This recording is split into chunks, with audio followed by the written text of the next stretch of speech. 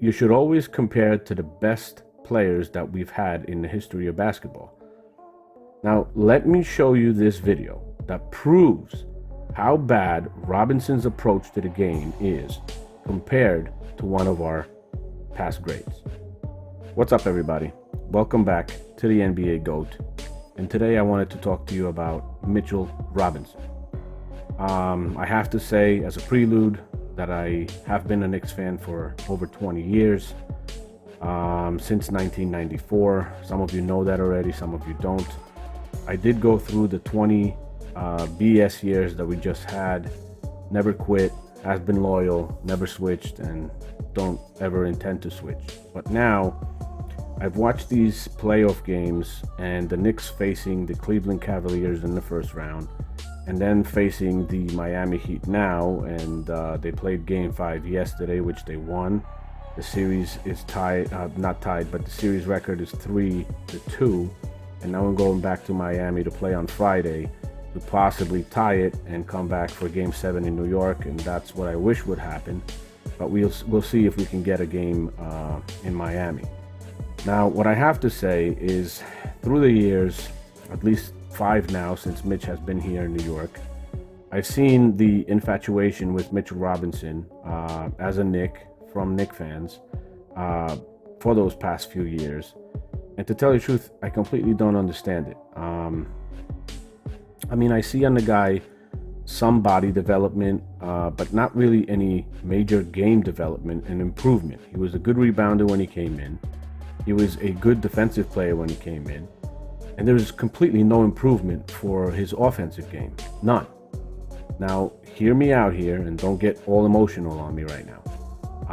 I have some fans responding to my comments that Robinson is not on the court for that. I mean, for scoring points and things like that. He's there to kind of anchor down the defense and help us win games that way and rebound. But to tell you the truth, I mean, a player is on the basketball court for only one reason: to give you the best chance to win the game. That's why every single one of those players plays.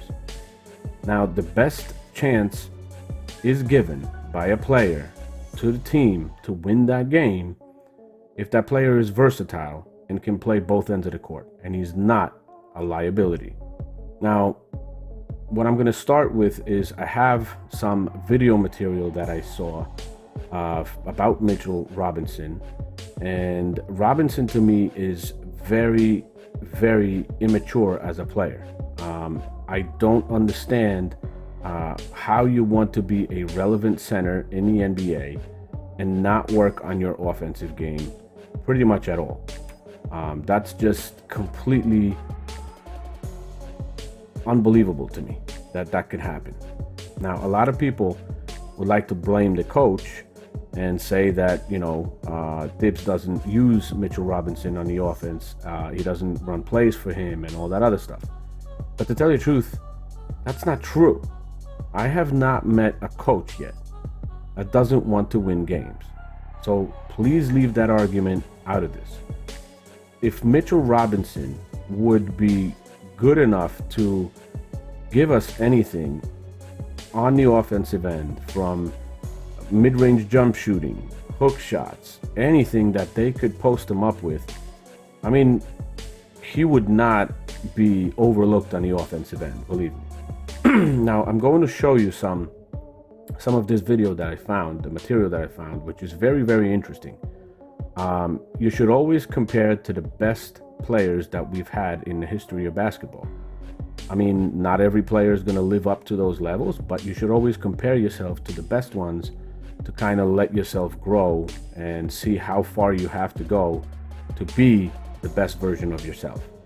Now, I'm sorry, but this man-child does not even care to find out about the greats of the past that came before him and improve from them. Now, let me show you this video that proves how bad Robinson's approach to the game is compared to one of our past greats. Your number would be the all-time record, surpassing Will Chamberlain. For real? Yeah. nothing to say about that. That's crazy. I mean, damn. That's amazing. I did not know that. Do you know much about Wilt Chamberlain? What do you know about Wilt Chamberlain? Not much. No, I don't really know much. Next question. You really don't know that much? Nah. I don't really watch old school basketball. I don't know why. It's just not me. At the time, I deal with what I've referred to as Goat Mountain. I went to Goat Mountain, and I talked to Magic, Michael, Bird, Hakeem Olajuwon, Jerry West, Oscar Robinson, Bill Russell. You know, so I would talk to them. What did you do? What were your experiences? Michael in particular, he's become my big brother. He's been my big brother since I first came in the league. And what was that process like? And so I went to them and started understanding the ins and outs of the game and how they approach things and their level of detail and obsessiveness. And now, if this doesn't show you this guy in enough contrast to see his approach, come on. He's in the league for 5 years now. He's been working on his post move. Every season and every offseason, he's talking about it. He's posting 3-point shooting practice videos and literally telling everybody he's ready to start shooting threes. He's bragging about being one of the best centers the Knicks ever had.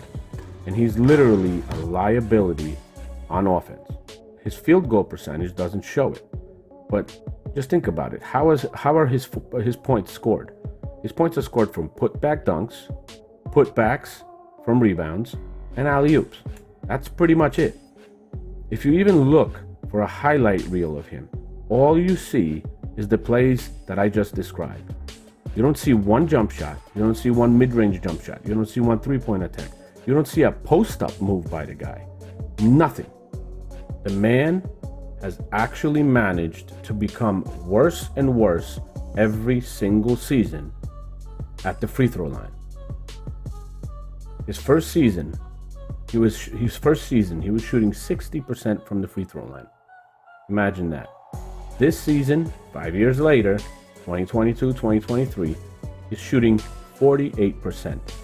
122 attempts, 59 of them made. And every single season, from the season when he started, to his second season, to his third and fourth and fifth, every single season that free throw percentage is lower and lower and lower. The man never shoots from anywhere away from the basket. He rebounds and either kicks it out or tries a putback. In the regular season, it doesn't matter that much. Not as much defensive pressure. Players are not as aggressive on defense to stop him. But in the playoffs, you get fouled almost every single time you rebound the ball right underneath the basket, so they don't allow you an easy hoop. Now these playoffs, until Game 5, which was okay for him free throws wise, he was shooting 29% on free throws, and we lost some games by a few points. 29% on free throw shooting, Game 1 through 4 against Miami. Imagine that.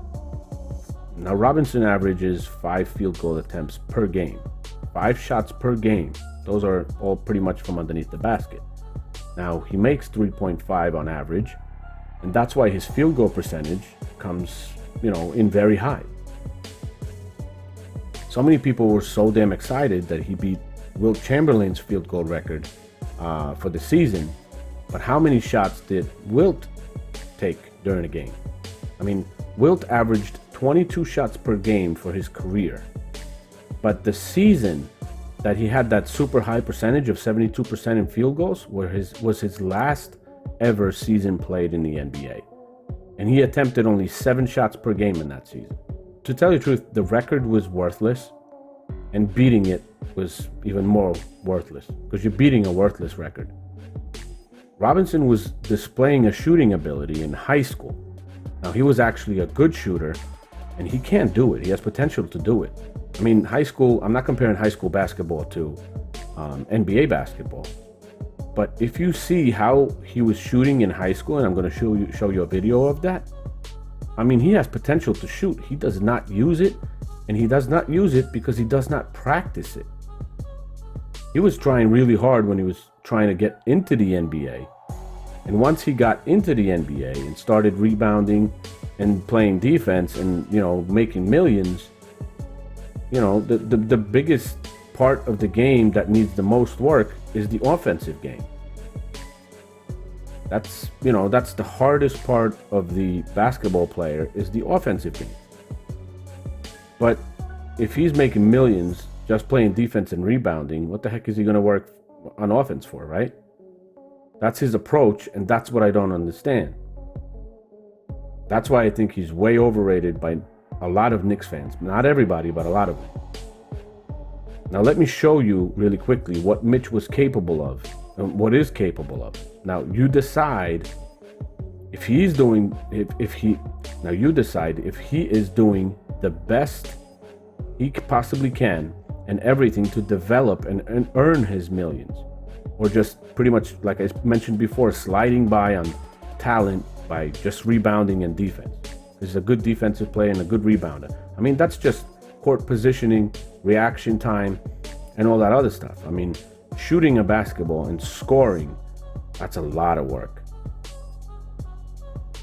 So, you know, watch that video, see how he looked when he was taking shots. He had a nice quick release, and I think it would transfer very, very well to the NBA.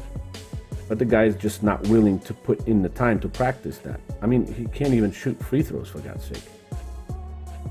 If he gets fouled, he's a liability on offense, period. Now, thank you for watching the video. Please share your opinions in the comments, because a lot of you probably will have different opinions than I do. Some might agree. Share the video, like it, and subscribe to the channel. Thank you so much, guys. Take care.